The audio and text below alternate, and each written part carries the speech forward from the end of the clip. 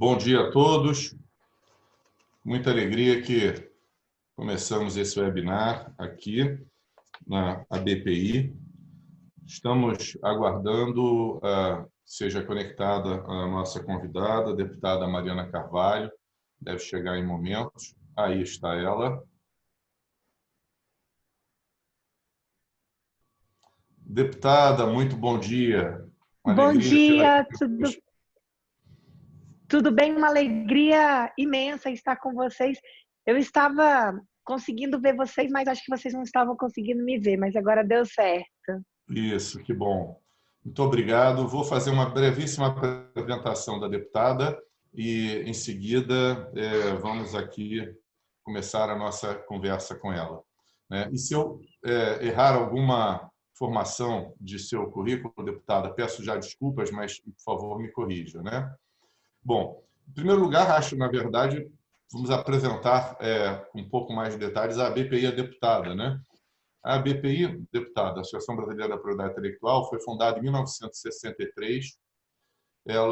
Hoje nós temos mais de 800 associados, entre pessoas físicas, pessoas jurídicas, inclusive empresas. É o maior centro de estudos de propriedade intelectual do país. É uma entidade apartidária. Na verdade, o nosso partido é a propriedade intelectual, porque nós acreditamos que a defesa da propriedade intelectual ela é consentânea com o Objetivo Nacional de Desenvolvimento Econômico, Social e Tecnológico do país. E eu sei que Vossa Excelência é do PSDB e, na verdade, militante do PSDB desde a juventude, não que não seja ainda muito jovem, mas vi que, se não me engano, desde os 16 anos. E, na verdade, a ABPI, provavelmente Vossa Excelência não tem conhecimento dessa informação, no começo da década de 90, tomou a iniciativa de redigir um anteprojeto de lei de propriedade industrial, que foi, em 1995, adotado pelo governo Fernando Henrique Cardoso e que resultou na atual lei de propriedade industrial. Então, temos muito orgulho de ter sido autores de mais de 95% da atual lei de propriedade industrial. E, na época, sabemos que era um projeto do PSDB, do seu partido. Muito bem. A deputada ela é advogada e médica, ou médica e advogada, melhor dizendo. E sei que seu pai era médico, sua mãe é advogada, então eu imagino que ambos devem ter tido muito orgulho em ver a filha seguindo a carreira dos dois.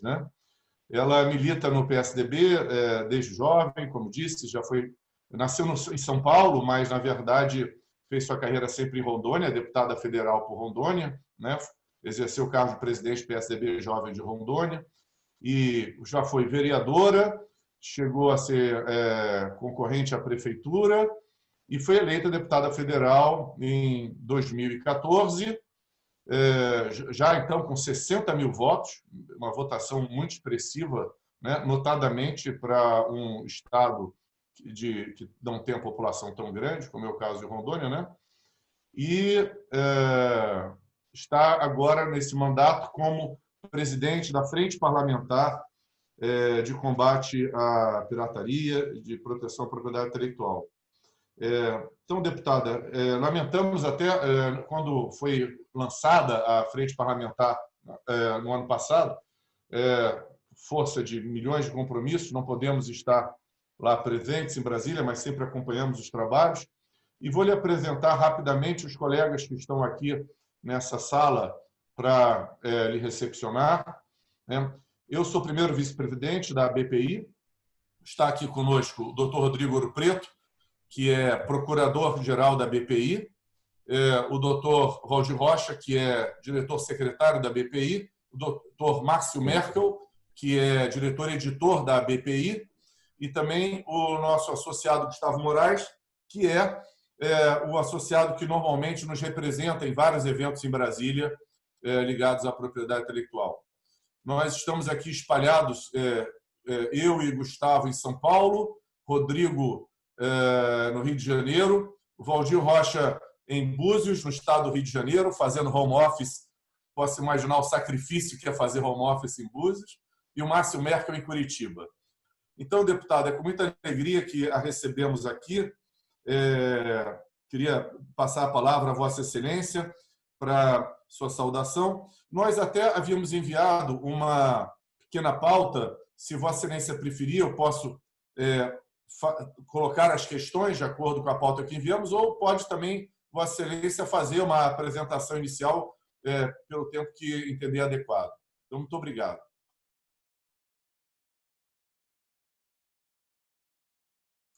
Microfone, deputada. Agora já está desativado. Estão me ouvindo bem? Sim, muito bem. Perfeito. Eu quero agradecer muito a oportunidade, o convite de poder participar dessa webinar com vocês para tratar de um tema tão importante, que é o combate à pirataria e os projetos de leis relacionados também à propriedade intelectual. No início do mês de março, logo quando começou a questão desse momento da pandemia aqui no Brasil, iniciou aqui em Brasília, foi exatamente no dia que estávamos marcados para o lançamento da nossa frente. E desde isso, por isso, acabou que a gente não conseguiu fazer tantas atividades como a gente gostaria, por esse momento de pausa da Câmara mesmo. Mas, para mim, é motivo de alegria estar à frente desta frente parlamentar, uma frente parlamentar de extrema importância. E, durante isso, eu tive a oportunidade de poder observar que, dentro da Câmara, nós identificamos mais de 200 propostas legislativas que são relacionadas às propriedades intelectuais e também a piratarias. Isso mostra quantas brechas tem, demonstra que o tema é amplamente ainda violado em nosso país e que nós, legisladores, nós que temos a oportunidade de estar no mandato e fazer leis para apresentar, estamos sempre procurando brechas e formas de poder sanar isso através de leis mais duras, leis mais competentes, leis mais rígidas, leis que sejam mais completas, leis que possam realmente fazer com que esse problema relacionado à propriedade intelectual e à pirataria possam ser combatidos, né? Então, a gente observa o seguinte, que dentro da Câmara, como legisladora, eu tive a oportunidade de ser vereadora e agora como deputada federal no segundo mandato, que não é só a questão de muitas vezes a gente ter vários projetos de leis e esses projetos de leis estarem no papel. O que a gente precisa, mais do que isso, é fazer com que eles saiam do papel e que eles, na prática, eles funcionem.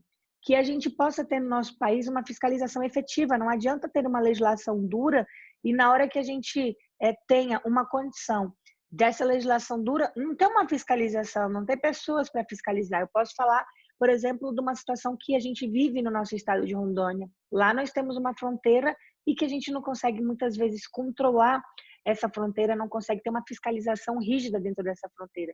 Então, isso é uma realidade do nosso país e que nos preocupa muito nessa condição dessa falta de fiscalização, principalmente também nessa faixa nossa de fronteira terrestre, marítima também, e também saber que essa conscientização que a gente precisa passar, que é tirar do papel e colocar na prática, é um desafio ainda muito grande e que a gente precisa fazer com que ele seja sanado, né? Inclusive, a gente tem no nosso país hoje já um Conselho Nacional de Combate à Pirataria, que é uma instituição que ela é responsável por essa aplicação de abordagens e para o tratamento de todos esses casos, mas, enfim, às vezes a gente ainda tem muita dificuldade de conseguir fazer com que realmente seja tão efetivo e principalmente funcione muito. E isso faz com que a gente precise fazer com que haja esse fortalecimento desses órgãos, que a sociedade civil, também representados por vários setores que são prejudicados no nosso país, eles têm um fortalecimento. E através mesmo da nossa frente parlamentar, eu vejo uma grande condição da gente conseguir fazer esse fortalecimento acontecer e mostrar não só os parlamentares que têm projetos nessa área, mas, por exemplo, nós somos mais de 200 deputados que fazem parte da frente, mas a gente precisa colocar um entendimento aos 513 deputados da importância de combater a pirataria, entender que isso é crime, que isso é muito grave e que a gente precisa combater. E a gente acaba prejudicando muito se você fortalece a questão da pirataria, é porque você prejudica a economia do nosso país, você, além do mais, deixa de fazer com que milhares de empregos sejam gerados no nosso país, e sem contar a toda a arrecadação que o nosso país acaba perdendo, né? São bilhões de reais em arrecadação por todo ano que a gente acaba perdendo, e que isso tudo seria convertido para a nossa população. Então, a gente tem que ter esse entendimento, porque o maior consumo de produtos gerados em nosso país, eles necessitam de uma produção e, consequentemente, uma maior mão de obra. E se você acaba levando isso para um lado que é esse lado da pirataria, você acaba perdendo. Só para a gente ter uma noção, a gente acaba tendo aí cerca de 2 milhões de empregos formais que deixam de ser criados por ano no Brasil. Isso realmente é um dado muito alto, e é um dado que o Conselho Nacional de Combate à Pirataria e o Ministério da Justiça tem passado. Então, só para a gente ter uma ideia e uma noção de tão grave que isso acaba acontecendo realmente pela falta do combate à pirataria. Então, são grandes desafios, nós temos um grande desafio, principalmente também numa condição de saber da pirataria digital, que vem crescendo absurdamente no nosso país. É algo que a gente precisa realmente fazer, e é algo muito difícil. Eu tive a oportunidade de ser presidente da CPI de crimes cibernéticos em 2015, e você vê que a legislação é algo tão rápido, né? Porque você coloca uma legislação, a legislação demora tanto para tramitar na Câmara, que esses PLs da época da CPI de crimes cibernéticos hoje, muitos podem nem fazer mais tanto sentido, porque a tecnologia ela é tão avançada, a internet é tão rápida, que quando você vê, você está tentando fazer com que seja de uma forma, mas aí você para pensar, não, pera lá, você está vendo por aqui esse caminho da legislação, só que a tecnologia já sabe que tem essa legislação, vão lá e criam outros caminhos. Então, realmente, é muito difícil, né? Então, a gente acaba tendo aí muitos conteúdos digitais vendidos por preços irrisórios, porque não tem mesmo um custo, né, para poder você fazer com que seja tão caro. E a gente ainda tem um grande desafio, que é a Deep Web, que acaba sendo um ambiente seguro para eles que estão acostumados a fazer a pirataria, a fazer realmente um contrabando ali. Isso acaba nos causando realmente uma grande preocupação. Então, a gente tem hoje a oportunidade de ter a frente parlamentar, e que ela vem hoje, como eu disse, com mais de 200, nós somos 216 deputados federais e somos 16 senadores. Isso mostra um fortalecimento, mas, sem dúvida, a gente quer muitos outros deputados, muitos outros senadores participando também, junto com vocês, junto com todos os representantes de entidades do setor privado. Acho que isso é muito importante. E a gente tem um grande objetivo dentro da frente, que é defender esse tema, defender o setor, que tem uma agenda ampla. Vocês, mais do que ninguém, sabem da agenda de vocês, quantas coisas tem, sejam ele por sites ilegais, o bloqueio deles, hospedados também no exterior, que isso é um grande desafio que a gente tem, a proteção do bloqueio do WhatsApp, que isso também é um assunto que é muito debatido e discutido, os furtos de sinais de televisão por assinatura, que é algo que também vem acontecendo muito no nosso país.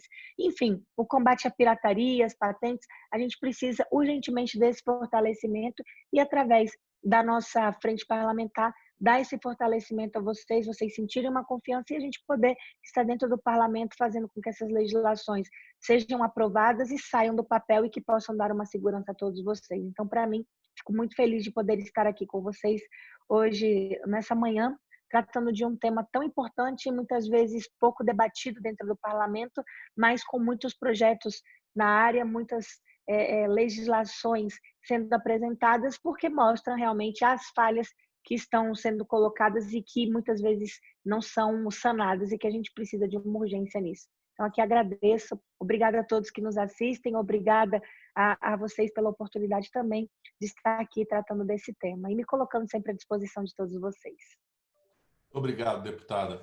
Deixa eu lhe fazer uma pergunta sobre a sua visão, já no seu segundo mandato, a respeito da proteção das fronteiras brasileiras, né? Vossa Excelência mencionou a extensa fronteira do seu estado, né, Rondônia, e, na verdade, a fronteira terrestre do Brasil tem mais de 17 mil quilômetros de extensão, né? Alguns anos atrás, estávamos dentro, por ocasião ocasião de uma das muitas crises de segurança pública do Estado do Rio de Janeiro, eu participei de um debate com o então ministro da Defesa, Raul Jungmann, e o Raul Jungmann estava dando uma imagem que me impressionou muito, que se pegássemos um avião do Rio de Janeiro e viajássemos em linha reta, atravessaríamos o Oceano Atlântico, toda a África, o Oceano Índico e aterrissaríamos em Seul, na Coreia do Sul. Isso são 17 mil quilômetros, né? Ele estava usando essa imagem para mostrar que é evidentemente impossível colocar o exército para proteger 17 mil quilômetros de fronteira terrestre. Na verdade, nós somos muito afortunados no Brasil por termos já há mais de 100 anos, 150 anos, absoluta paz com os nossos vizinhos, né? Então, também não houve necessidade de proteção dessas fronteiras contra invasões. Mas a gente sabe que o crime organizado está associado à pirataria e essas fronteiras terrestres são uma via de ingresso relativamente fácil, né, para a pirataria. E como é que a senhora vê a evolução da preocupação do governo brasileiro e do Congresso Nacional em relação a esse assunto? As novas tecnologias com satélites, com mais inteligência, eventualmente podem ajudar a monitorar as fronteiras?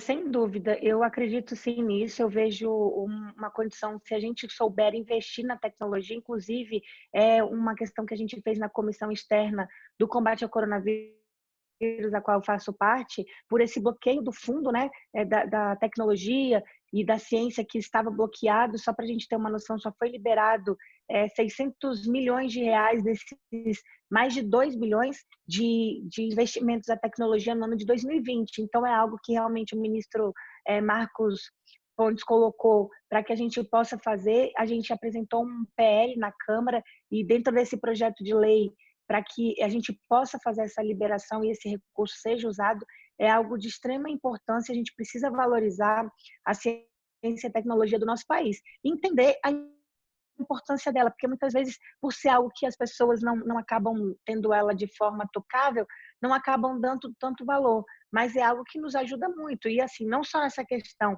da proteção das fronteiras, mas como eu disse ontem mesmo, até numa entrevista, que a gente coloca essa condição de você investir na tecnologia e na ciência, você ajuda outras coisas, você ajuda também na formulação de pesquisas, de vacinas, de métodos para ajudar, inclusive, no combate do coronavírus nesse momento. Então, a gente precisa entender a importância da tecnologia no nosso país, a importância dos investimentos, a importância que a gente possa ter ferramentas que nos façam com que a tecnologia tenha esses avanços instalados e colocados na prática. Eu entendo que é um grande desafio essa defesa das fronteiras, é algo que, como eu falei, um exemplo, o meu estado de Rondônia, que é divisa com a Bolívia, o que a gente tem de desafio, a gente tem um grande desafio, que é a falta de pessoal. Como é que você vai colocar gente em todos os lugares e em locais das fronteiras, porque realmente a gente precisa de muita gente pela quilometragem, o tamanho que é, né? Então, essas faltas de recursos, faltas de pessoal, acaba também sendo muito complicado, porque você não tem como fixar ali um efetivo nas fronteiras em todos os locais do Brasil. E se você coloca um pouquinho mais para frente, eles vão saber, vão conseguir e acabam entrando. Então, por essa dificuldade, ainda existe uma condição de apoio para o trabalhador. Eles acabam tendo, muitas vezes, faltas de condições de estarem ali trabalhando. Esses servidores federais, que são da Polícia Federais, acabam tendo realmente uma dificuldade. A própria Polícia Rodoviária Federal muitas vezes não tem esse efetivo, não tem uma receita fixa para poder fazer isso. Essa falta de tecnologia é algo que nos preocupa muito, muito mesmo. Integração, que são os maiores aliados no combate desses contrabandos e da pirataria. A gente fica realmente muito preocupado com isso. E também a gente não pode esquecer o que você disse, né? A gente está falando de um país que a gente tem mais de 17 mil quilômetros de fronteiras. Isso realmente nos preocupa muito, e sem contar que, além dessa fronteira seca que a gente tem 8,5 milhões de quilômetros quadrados e 7 mil quilômetros de fronteira marítima. Então, realmente é um grande desafio a gente saber disso, e que a única forma que poderíamos combater isso o descaminho mesmo com a integração, a inteligência, a gestão de risco, valorizando a tecnologia, fazendo com que esses recursos tenham realmente uma saída, tenham investimentos para eles e que a gente possa fazer com que todos os setores estejam juntos. Não adianta só um ministro da tecnologia saber querer mostrar a importância se não tiver um Ministério da Defesa que esteja trabalhando de forma conjunta. Precisamos todos entender isso e colocar que só com essa união de forças a gente vai conseguir fazer com que as nossas fronteiras tenham essa proteção e tenham o entendimento da necessidade que é botar proteção nelas. Não é proteção por proteção, é proteção por necessidade para ajudar na economia, para ajudar na segurança do país, para ajudar também numa condição de geração de empregos. Perfeito, deputada. Vossa Excelência mencionou a crise de saúde pública terrível que estamos vivendo em todo o mundo, e especialmente no Brasil. Queria trazer o tema da pirataria de medicamentos. Vossa Excelência sabe que não é apenas a indústria de cigarros que sofre a pirataria, o que muitas vezes eu acho até que a opinião pública não dá a devida importância a esse fato, lamentavelmente, porque o contrabando e a pirataria de cigarros não apenas causa danos ao erário, porque é um volume brutal de impostos que deixam de ser recolhidos, mas também a saúde pública. A gente sabe que não há nenhum cigarro que faça bem, mas os cigarros contrabandeados são muito mais venenosos e piores do que os cigarros fabricados de forma regulamentada. Mas há pirataria em bens muito sensíveis, como, por exemplo, peças de reposição de aviões. Sabe-se que há quadrilhas no mundo especializadas em pirataria de peças de aviões, que é uma tragédia, obviamente, porque sem a qualidade, o risco, a aviação aumenta muito. E há uma pirataria intensa de medicamentos, né? E o Brasil sofre com isso há muito tempo, a fiscalização é difícil. Quanto mais caro o medicamento, medicamentos para câncer, é comum a gente saber que há denúncias aqui e ali. E nesse momento de crise sanitária, com muito mais razão, aumenta essa preocupação nossa. Como é que a senhora tem visto, né, como observadora, a partir da frente parlamentar, o combate à pirataria nessa área tão sensível? A Anvisa está aparelhada ou precisaria estar melhor aparelhada? Isso é um grande desafio. E nesse momento do combate ao coronavírus, a gente tem uma grande preocupação e a gente tem tratado muito sobre isso. A gente precisa saber da necessidade real de uma fiscalização também nessa questão dos medicamentos, porque é algo que é muito grave, né? Também você pensar, e parece algo que às vezes as pessoas não entendem, não dão valor ou nem imaginam. Às vezes você conversa com alguém e fala, não existe a pirataria de medicamentos. Tem gente que fala, nossa, nunca ouvi falar nisso. Então, realmente, você acaba colocando ele aí junto com esse contrabando, sejam eles de cigarro, com tráfico de drogas e de armas também. Você tem que colocar todos eles. Então, a gente precisa, sim, fazer uma fiscalização. Eu vejo a Anvisa, nesse momento, com cuidado, uma cautela. A gente precisa fazer com que ela, cada vez mais, tenha condições de fazer com que ela tenha um fortalecimento da instituição para que possa fazer, até porque a gente tem alguns projetos apresentados dentro da comissão e que foi colocado em votação no plenário, até pelo fato de, muitas vezes, as demoras que a gente entende dos medicamentos que entram no Brasil, de poderem serem reconhecidos, mas a partir do momento que você pega outros países, que ele já teve esse reconhecimento, já teve o seu registro, você entende que ele já passou por uma fiscalização.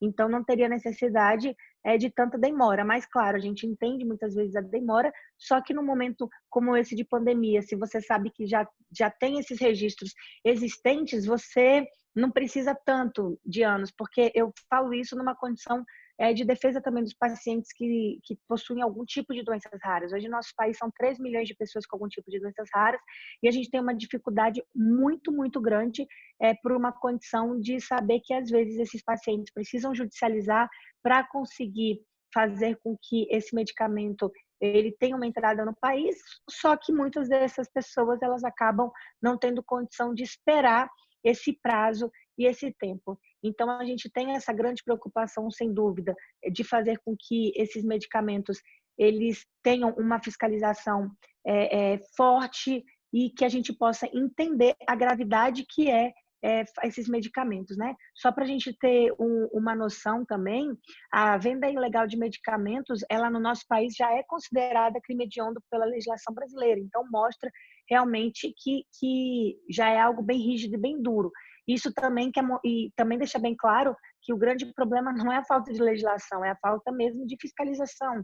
Não adianta a gente ter legislações duras e não ter uma fiscalização também dura que possa fazer isso. E a gente sabe, e vocês mais do que ninguém também, que esse nosso setor farmacêutico ele movimenta mais de 10 bilhões de dólares no ano. Então, para a gente poder ter uma noção desse valor aí, cerca de uns 20% desses recursos, eles são correspondentes ao mercado ilegal de medicamentos.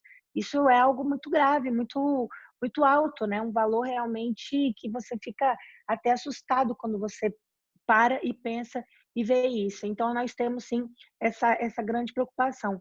E relacionado a esse fato que a gente estava tratando relacionado ao contrabando de cigarros, o nosso país, inclusive, assinou um acordo com o Paraguai para desenvolver e implementar estratégias de prevenção ao avanço de atividades ilícitas de organizações criminosas, né? Com ênfase, sejam elas nas comunicações diretas ou espontâneas entre os países.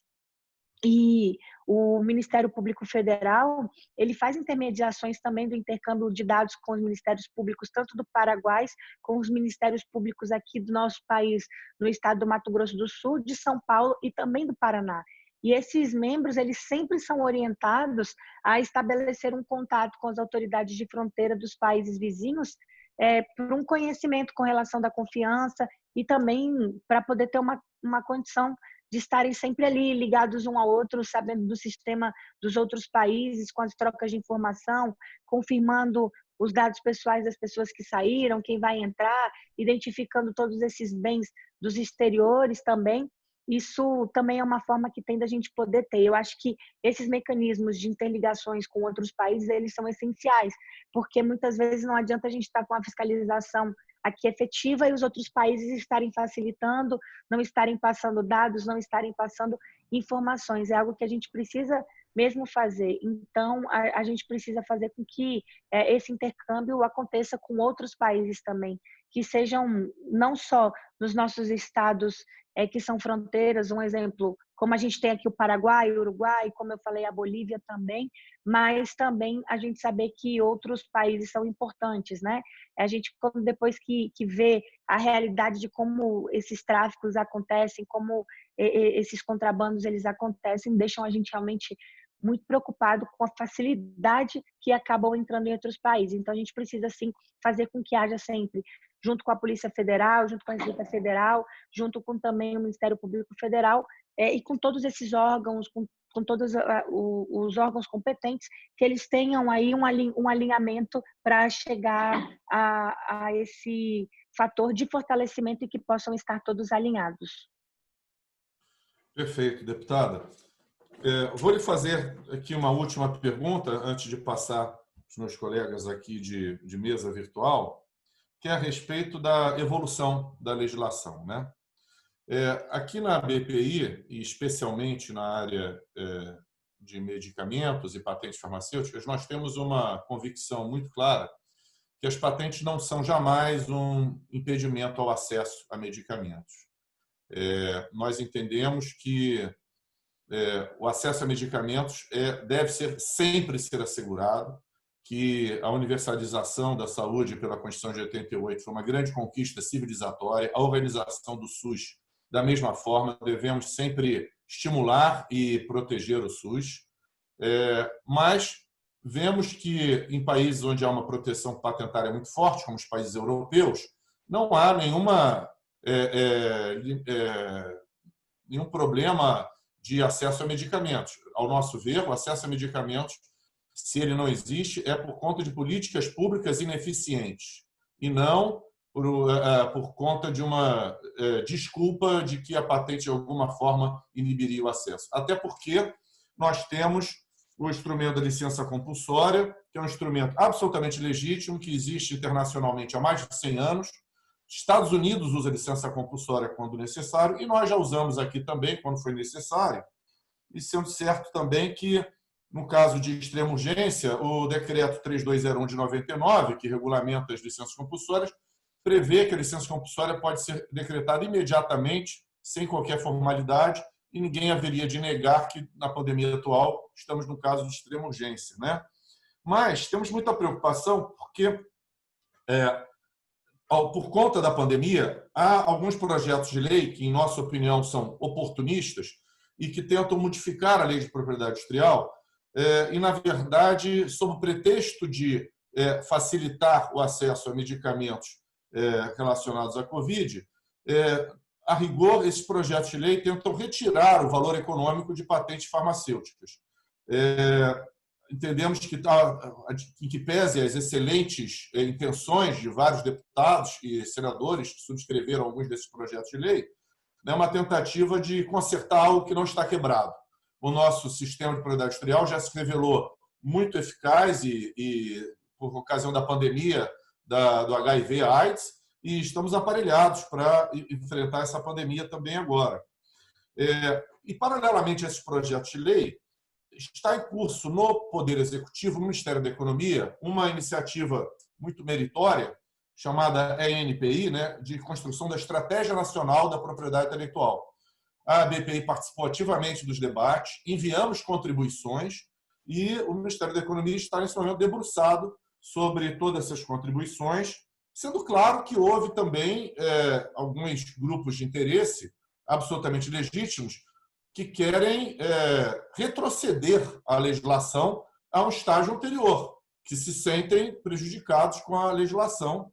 Afinal de contas, especialmente na área farmacêutica, a gente sabe que ficamos mais de 50 anos sem patentes nessa área, né, de 45 a 96, até a atual lei de propriedade industrial, e, compreensivelmente, há interesses que são afetados pela existência das patentes, né? Então, sem nunca se omitir e enviando o seu posicionamento a deputados, a comissões do Parlamento, ao Ministério da Economia, a BPI tem muita preocupação com a eventual modificação legislativa, eu diria assodada, né? Porque um dia a pandemia vai passar, mas as leis ruins que forem aprovadas vão ficar. Como é que Vossa Excelência pessoalmente vê essa questão desses debates? E imagino que a frente parlamentar que Vossa Excelência preside seja muito eclética também, né? Se há algum posicionamento da frente parlamentar. Exatamente, assim, como você disse, é uma frente eclética, é um assunto muito extenso, a gente sabe disso, e isso, inclusive, eu acho que dá para a gente fazer para tratar junto com a frente, trazendo para ver se a gente consegue chegar até num denominador ali comum com todos os nossos parlamentares relacionados a isso, né? Um tema realmente que precisa dessa atenção. A gente sabe disso, um exemplo é que esse próprio licenciamento compulsório de medicamentos ou até de outros produtos também, ele já tem uma previsão legal aqui no nosso país, até nos artigos, no próprio 68 e 74 da Lei de Propriedade Industrial, eles já estão estabelecidos lá, então a gente já vê que é algo que o Brasil já colocou ele de forma realmente legalizada. E a gente tem, no caso, por exemplo, de emergência nacional, ou até mesmo de interesse público, a lei de propriedade industrial que deixa claro, né, ainda que esse licenciamento compulsório para exploração seja da patente, ele pode ser declarado de ofício ou também que seja ele por um ato do Poder Executivo Federal, também que ele tem essa previsão no artigo 71, regulamentado pelo decreto o decreto 3201 de 1999. Então, realmente, ele já está regulamentado lá e acaba dando essa previsão. Já no caso dos nossos medicamentos, no entanto, não basta só a gente saber que é um licenciamento compulsório ali de patentes, para que ele seja viabilizado no acesso de medicamentos que são também o objeto de patentes. A gente precisa saber que o governo federal tem de forma que seja imprescindível, né? Ou na própria indústria tem uma capacidade também de produção, bem como também demonstrar que esses medicamentos têm qualidade, segurança, eficácia, para que esse registro sanitário ele seja concedido também pela Anvisa, que é a nossa agência reguladora e a agência que tem essa competência, para que a gente possa fazer com que aqui no nosso país a gente consiga fazer que esse registro ele tenha uma forma que seja concedido. E a nossa luta é justamente isso, para que ele seja concedido aqui no nosso país de uma forma que não seja tão demorada como normalmente é, como eu falei na outra pergunta, que é um grande desafio, porque muitas vezes, como eu dei o exemplo dos pacientes que necessitam de medicamentos em casos de doenças raras, entram na judicialização e a demora é tanta para ser judicializado que acaba saindo um custo mais caro para o nosso país e, além disso, muitos pacientes não aguentam esperar porque o tempo que esperaram ali já foi o sofrimento e acabam mesmo indo a óbito, né? A gente também tem os casos, já se tratando das vacinas, que a situação ela é ainda muito mais difícil, é algo realmente complicado e a gente está tratando muito de vacinas agora nesse momento, que é a esperança do nosso país. Inclusive, eu tive a oportunidade de estar junto com a comissão essa semana, na terça-feira, no estado de Rio de Janeiro, visitando a Fundação Biomanguinhos, através ali da Fiocruz, se preparando para receber em dezembro já essas vacinas e que a gente possa também depois esperar em janeiro que chegam 15 milhões, e dezembro 15 milhões, janeiro 15 milhões, e depois disso que chegar, a gente esperar esse registro também, e que possa ser algo que não seja tão demorado também, né? Porque a gente sabe que por esse fato das vacinas serem algo tão difícil, são produtos biológicos de maior complexidade, tanto para o desenvolvimento quanto para a produção. Né? Sem contar também que a gente tem que lembrar dessas mutações dos vírus que a gente tem, sejam eles virais ou bacterianos também. E apenas para a gente dar um exemplo aqui, no caso em que o Brasil declarou licenciamento compulsório de um medicamento para AIDS, foi em 2007, os laboratórios envolvidos no desenvolvimento do medicamento levaram por volta de 2 anos para conseguir desenvolver o medicamento. Então, é mais ou menos isso, assim, você imagina, 2 anos se levaram nesse momento do combate do Covid, não dá para a gente esperar a vacina para ontem, né? Acho que o mundo inteiro dorme e acorda todos os dias esperando que essa vacina possa chegar. Então, mesmo assim, sendo um tema muito sensível, porque, por um lado, é necessário a gente fazer tudo para viabilizar um acesso aos medicamentos e, por outro, também a gente tem que saber da importância do estímulo ao desenvolvimento dos medicamentos, necessário para resolver situações tão desafiadoras como esse momento que a gente está vivendo, que é da pandemia. E acaba que, na prática, esse licenciamento compulsório, ele representa para o titular da patente a suspensão de seu direito, né, de explorar a tecnologia, seja ele com uma exclusividade temporária, uma coisa momentânea mesmo, prevista na lei de propriedade industrial. E a gente não pode esquecer também que essa patente, para ela ser concedida pelo NPI, eles deverão estar sempre presentes nos seus requisitos de patenteabilidade, seja a novidade, atividade inventiva ou aplicação industrial. E por isso a gente, considerando esses elevados investimentos que são muitas vezes necessários em tempo, e também a gente tem que saber que, além disso, que é muito essencial e que muitas vezes tem a dificuldade, e vocês sabem bem disso, que são os próprios recursos, né? Assim como a necessidade também dessa aprovação prévia da agência regulatória para que os medicamentos eles possam ser colocados no mercado e que as patentes se tornem ainda mais relevantes para indústrias farmacêuticas. Eu acho que não só aqui no Brasil, mas no mundo, esse é um grande desafio que a gente tem que ter e fazer com que haja esse fortalecimento. Eu acho que a frente também, a nossa frente parlamentar, tem esse objetivo, tem essa condição de fazer com que esse fortalecimento aconteça no nosso país e que a gente possa fazer. Então, colocando aqui, por exemplo, essa exclusividade temporária conferida pela patente é o que gera uma grande expectativa de retorno de todos os investimentos e garante também a continuidade do desenvolvimento de novos medicamentos. Eu acho que esse é o grande objetivo, a gente saber isso, dar esse fortalecimento e mostrar a importância dele. E eu acho que no momento desse de combate ao coronavírus, mostra para a gente também a necessidade do tempo, né? Que às vezes esse tempo que acaba gerando essa grande expectativa, não dá para você se esperar 2, 3 anos. É algo que a gente precisaria para ontem, não é algo que dá para você falar assim, não, vamos gerar essa expectativa por algo que seja a longo prazo, e porque, infelizmente, a burocracia do nosso país ela é muito forte ainda. Precisa acabar, quebrar um pouco essa burocracia, que a gente diminua, porque a gente sabendo que essa burocracia atrapalha, inclusive, salvar muitas vidas no nosso país, se tratando dessas patentes, se tratando principalmente de muitos medicamentos também, que é um tema que a gente tratou aqui também. Perfeito, deputada. Vossa Excelência pode ter certeza de contar com o apoio da BPI a esses esforços para simplificação ou aceleração do registro sanitário de medicamentos já aprovados em países onde a gente sabe que os critérios são rígidos, como na Europa, Estados Unidos, Japão, porque realmente no Brasil, às vezes, a gente tem a tendência de querer reinventar a roda, né? E muitas vezes isso não é necessário. Nós sempre fomos favoráveis a um aproveitamento do trabalho técnico de alto nível já realizado no exterior. E isso em relação, obviamente, à nossa área mais direta, que é o exame de patente, e também pelas mesmas razões em relação ao exame sanitário. Então, conte com o apoio da BPI nesse seu esforço, porque entendemos que só vai se beneficiar aí a sociedade brasileira com um acesso mais rápido a medicamentos e também havendo com isso uma redução de contrabando e descaminho, porque não vai haver necessidade de se fazer um ingresso não regular desses medicamentos fabricados no exterior, pelo fato de eles não terem sido ainda homologados pela Anvisa. Eu queria aproveitar agora e passar a palavra a meus colegas, nosso diretor procurador, doutor Rodrigo Ouro Preto, gostaria de falar com o deputado.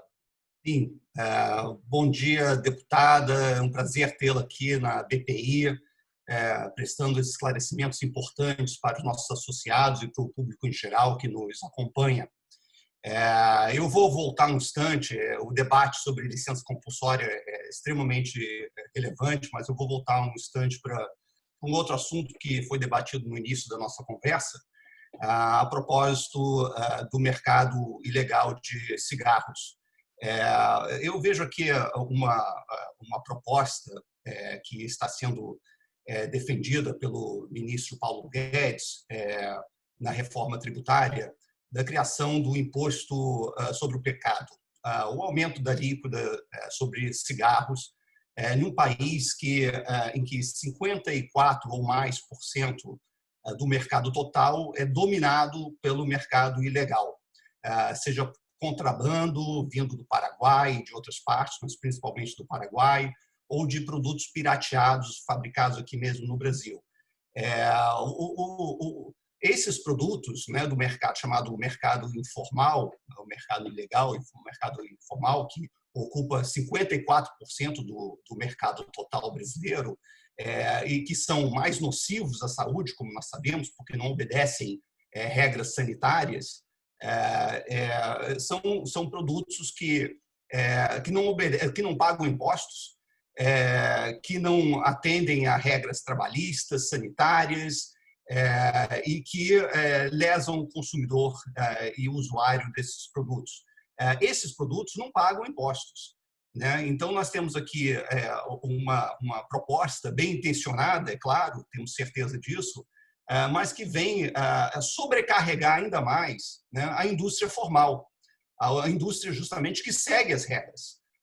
Então, eu gostaria de ouvi-la e ter a certeza, como imagino que vou ter, de que o Congresso está atento a isso, né? A esse problema que a indústria legal, a indústria formal, que atende às regras, inclusive em relação ao preço mínimo imposto por lei, preço mínimo do produto, né? O maço de cigarro não pode custar menos de R$5, só que ele é vendido, né, dos produtos contrabandeados a R$2, R$2,50.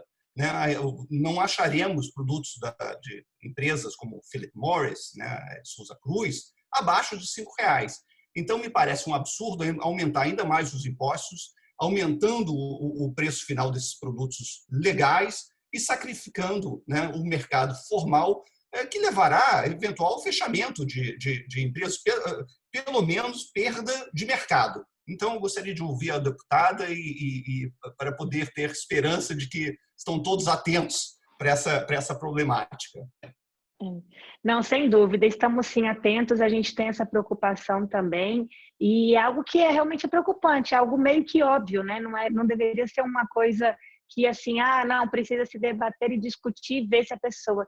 Eu não consigo achar que dentro do parlamento tem alguém que não tenha esse pensamento. Eu acho que é muita irresponsabilidade se a gente não puder ter aí os 513 deputados com essa mentalidade. Eu acho realmente muito preocupante. Não é possível que a gente ainda viva num país vendo essas condições acontecerem, gente apoiando e sendo favorável a isso. Então, acredito sim que é algo que não só da frente, mas algo de todos os deputados estão conscientes, serão cuidadosos com isso e que somarão forças para que na hora que for necessário trazer esse debate sempre ao plenário ou dentro de comissões, que a gente possa fazer com que essa união ela seja efetiva e na prática ela aconteça, né? Então você pode contar comigo, com o meu apoio e com o nosso trabalho também, porque a gente tem o mesmo pensamento. Perfeito, deputada. Muito obrigado. Eu Doutor que Valdir Rocha, agradeço. nosso diretor, também gostaria de fazer uma pergunta. Boa tarde, deputada. Prazer em Boa conhecê-la. tarde, prazer. A indústria da publicidade está mudando, né? A publicidade está migrando para as redes sociais, para o digital. E a pirataria também. O comércio eletrônico cresceu e, com a pandemia, houve um boom de comércio eletrônico com as empresas globais, Amazon, Alibaba, Mercado Livre, etc., tendo um crescimento vertiginoso. As fronteiras foram fechadas. A primeira a ser fechada foi a do Paraguai.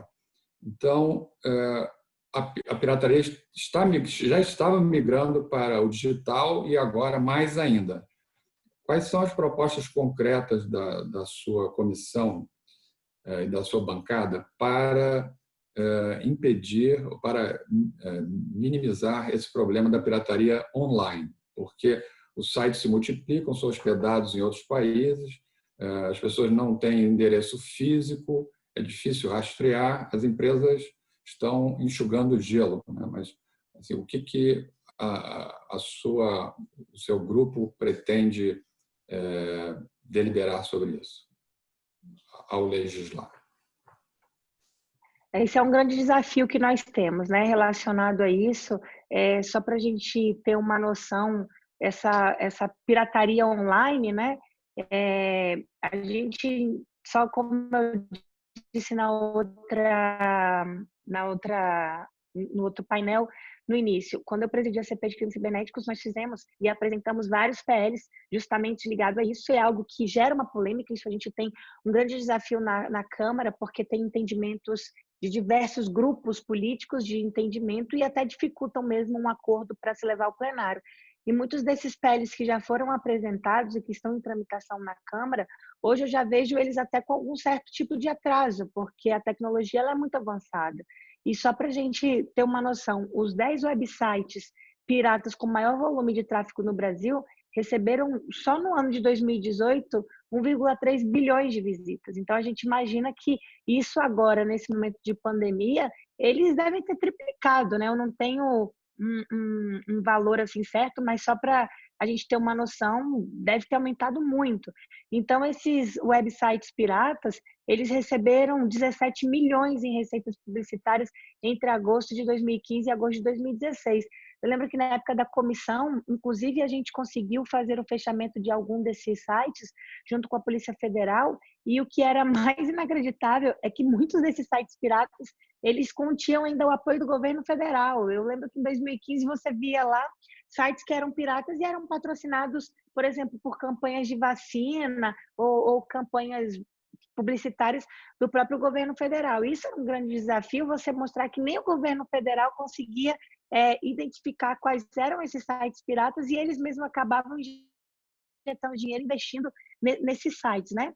Então, a gente hoje tem no nosso país uma estimativa de cerca de 4,2 milhões de sinais piratas de TV no Brasil, que é um prejuízo causado no nosso país de 9 bilhões por ano, algo realmente muito alto, preocupante. E a gente tem essas legislações que estão tramitando na Câmara, mas nós temos essa preocupação porque muitos desses PLs que estavam lá, hoje a gente precisa fazer novas reformulações por esse momento que a gente vive da pandemia. Acho que muita coisa mudou, é como você estava falando, foi migrado muita coisa para a internet, as pessoas estão se readaptando, você vê até mesmo esses tipos de seminários que nós estamos fazendo, lives que estão acontecendo, eles são realizados hoje com muito mais frequências, e a gente tem um grande desafio, que é isso que a gente tem ainda projetos na Câmara e estamos tentando debater ele, trazer ele para uma condição, é porque muitos desses sites eles são hospedados lá fora. Então, mesmo que você faça legislações hoje para que possa combater eles, mas aí você cai na armadilha por eles não terem a hospedagem aqui, né? Isso é algo que realmente nos dificulta muito, é algo que a gente precisa mudar na legislação. Acho que hoje isso é algo prioritário e que a gente precisa botar um entendimento. Isso não tem um consenso na Câmara, a gente tem muita dificuldade e a gente precisa fazer com que o mais rápido possível a gente resolva. Até mesmo, um detalhe é que nem o Marco Civil da Internet, que é uma lei que foi muito debatida, discutida, é uma lei super extensa, ela não consegue sanar todos esses problemas, porque a tecnologia ela é muito mais rápida mesmo do que a legislação. Então, o projeto de lei, por a sua burocracia, por a sua demora, acaba se atrasando e ficando para trás. Então, a gente precisa fazer aí realmente que haja uma fiscalização, o investimento na inteligência, também nas tecnologias, a gente precisa também fazer com que as polícias judiciárias elas sejam equipadas e que tenham entendimento que hoje até o tratamento da coisa normal que seria, do trato normal, tem que ter um tratamento também jurídico e uma fiscalização pela internet. E eu sempre falava isso porque muitas vezes aquilo que você causava no trato pessoal com a pessoa, a justiça estava ali para funcionar. Mas aí você acha que porque você está atrás de um computador, ou você está atrás de uma internet, ou nesse mundo virtual, não existe legislação, não existe uma legislação dura para isso. Eu acho que não é bem assim. Acho que a gente precisa rever isso. Está sendo discutido hoje na Câmara a PL das fake news, né, que também entrando não nesse assunto diretamente, mas é algo que a gente precisa colocar numa condição que a gente precisa trazer esse tema porque a tecnologia hoje tomou conta. Então, a gente precisa fazer com que as legislações também existam, não só para o meio aqui que a gente está, sem ser virtual, mas também no meio virtual. Obrigado. Excelente. Nosso diretor-editor, Márcio Merkel, gostaria de falar com a deputada? Sim, muito obrigado, vice-presidente. Eu, primeiramente, aqui queria agradecer profundamente, eu acho que foi uma aula que nós tivemos da nossa deputada. Eu aprendi muito aqui, eu fiquei muito feliz e contente de saber que nós temos alguém dentro do Congresso defendendo de uma maneira tão brilhantemente essa matéria. A BPI, ela desenvolve estudos já, tem mais de 55 anos de vida, e ela nasceu como uma entidade científica e continua trabalhando como uma entidade científica, trabalhando com diversos estudos econômicos e científicos com propostas de aperfeiçoamento da legislação e de toda a matéria relativa à propriedade intelectual.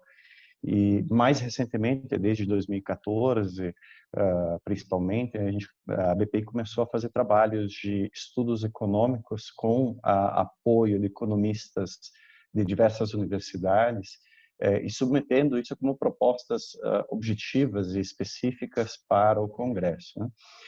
Eu até reforçaria que o prejuízo da pirataria vai muito além desses 9 bilhões que foram citados. O Fórum Nacional de Combate à Pirataria fez um estudo no ano passado e estimou que o prejuízo seria de 259 bilhões de reais, o prejuízo direto e indireto da pirataria. Então, realmente, atuar nessa frente e de uma maneira técnica e científica é realmente uma grande solução para diversos problemas. Esse prejuízo de 259 milhões, eu acredito que seja muito maior do que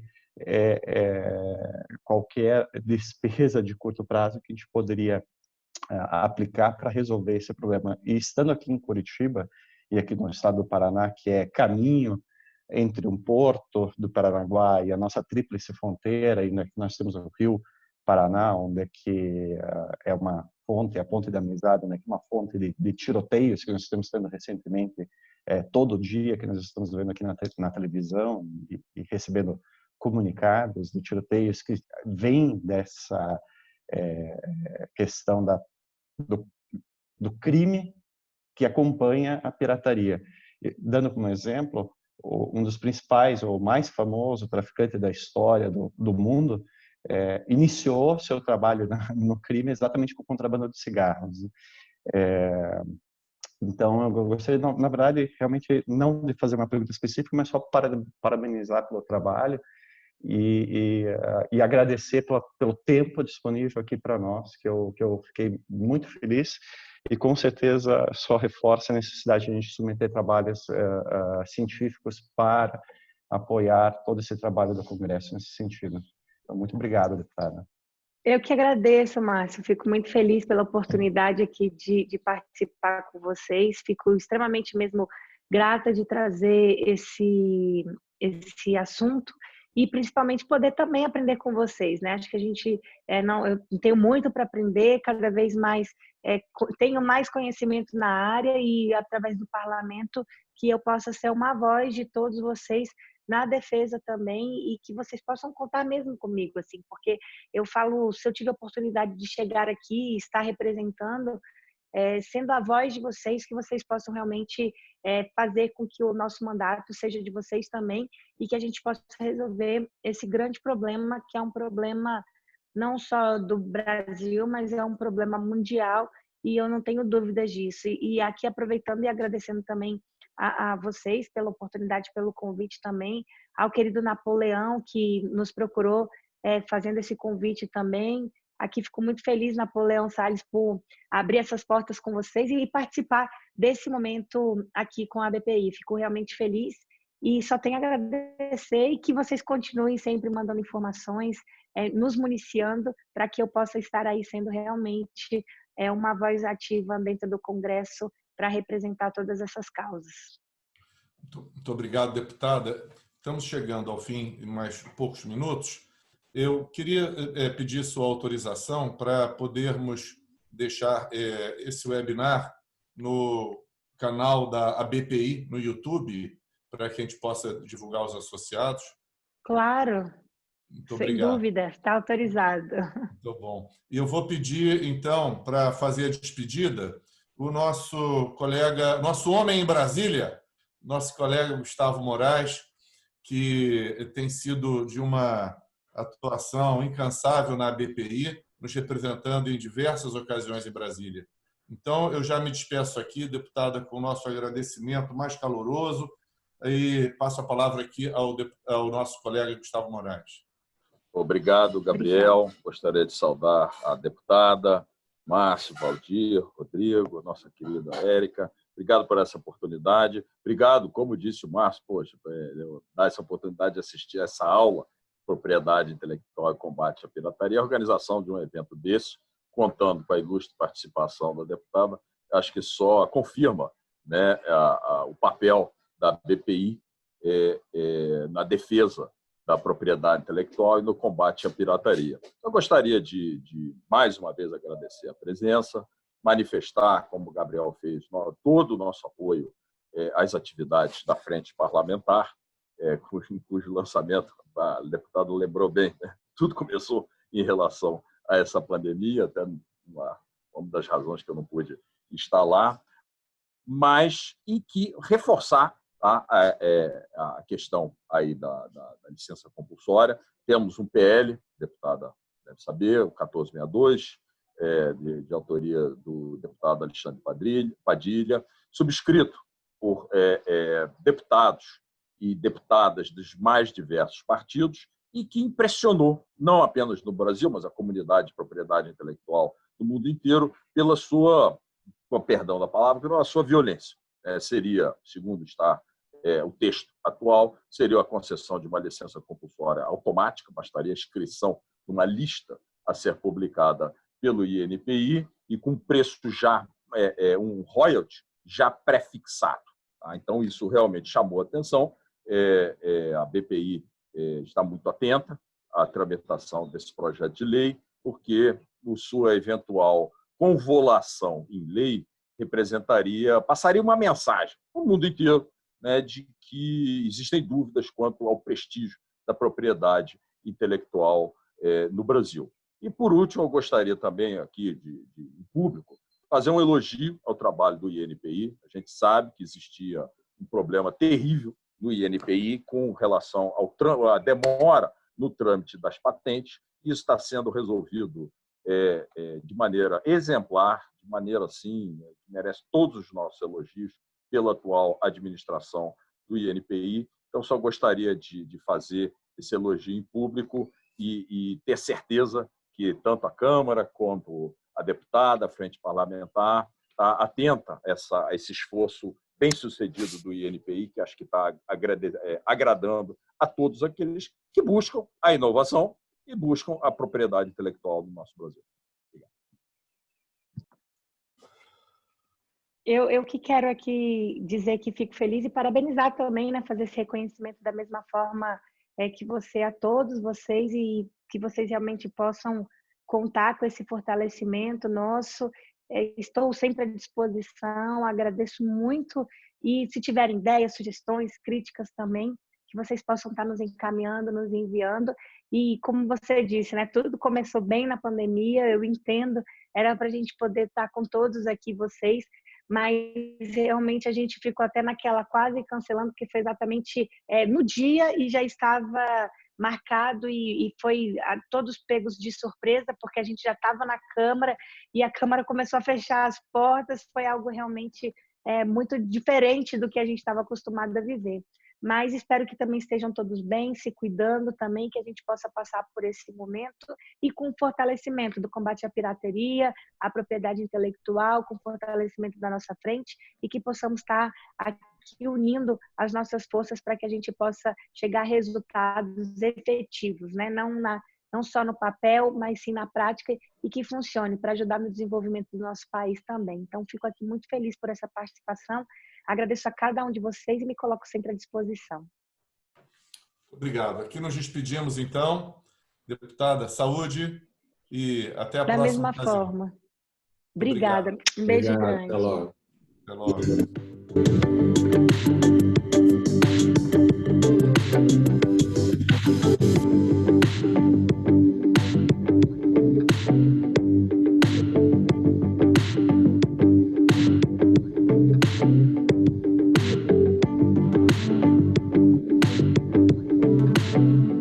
Obrigado, Rodrigo, Márcio, maravilha.